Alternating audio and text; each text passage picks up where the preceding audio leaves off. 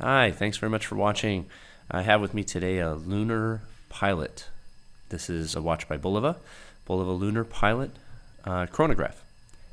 It's a quartz watch. The second hand down there at the 6 o'clock is moving 2 beats per second to save some battery. The actual quartz crystal vibrates at 262 kilohertz, which makes it very, very accurate.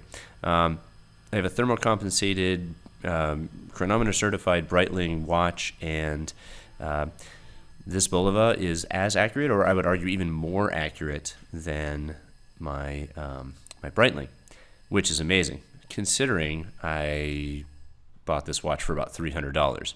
I think they've gone up in price slightly, actually. When I checked the website, I was surprised to see they were a little bit higher. I got it when it was fairly new.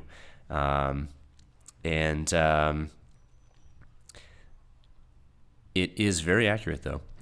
The subdials are recessed. I'll get a shot of those a little bit later, a macro shot of those later, so you can really see the recessed nature of those. And I actually wouldn't say they're quite recessed. It's sort of like a dial on a dial. So it almost looks like there's a gap in between the top dial there and then where the subdials are. But it looks really cool, I think. I like that it's very three-dimensional. That subdial at the 3 there is a 1/20th of a second subdial. It spins like mad for the first 30 seconds and then stops. Again, probably just a battery power. We'll see that in just a second here.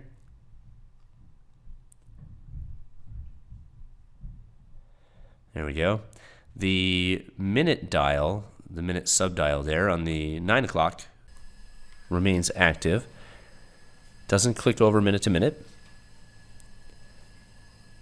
But the second hand there, the large sweep second hand, does stay active the entire 60 minutes. At the end of 60 minutes, it will stop. It'll just stop right at the 12 o'clock there. Reset for the next go round. There's a date window between the 4 and 5 o'clock hour markers. Very tastefully done. Blends right into the dial. With the minute, I should say with the subdivisions of the minutes right along the edge of the dial there, the minute markers, I should say. The dial being black and white, a lot of little markings everywhere. It's a busy dial, so that that date window kind of blends right in. And even though I would, I guess, technically say it's a busy dial, overall it's very, very easy to read the time at a glance. It's also very easy to determine your chronograph timing.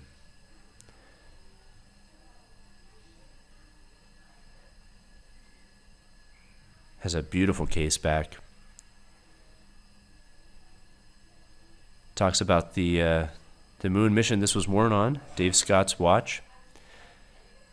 It's a one-off that he created with Bulova, and he used it after his Omega Speedmaster broke on the mission.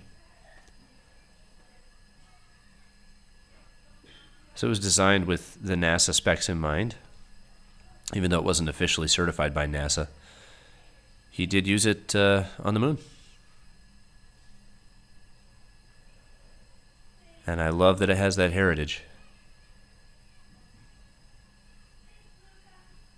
I mean, to be able to get a moon watch for a fraction of the price of what, I had always considered a moon watch to be,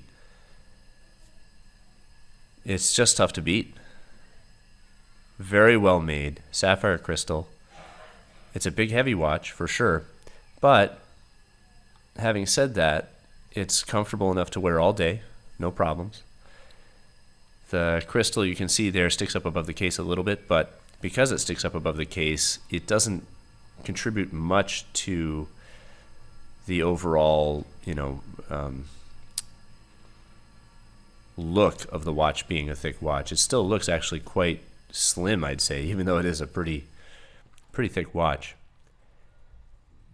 And despite its weight, and it is heavy, it's a very wearable watch. I don't know if that's the case back design. It feels nice when it sits on the wrist. Nice close-up shot of the dials here. Well, thanks very much for watching. Questions or comments, please do put them in the comments. And thank you so much for liking and subscribing. I very much appreciate it. It really does help. Take care.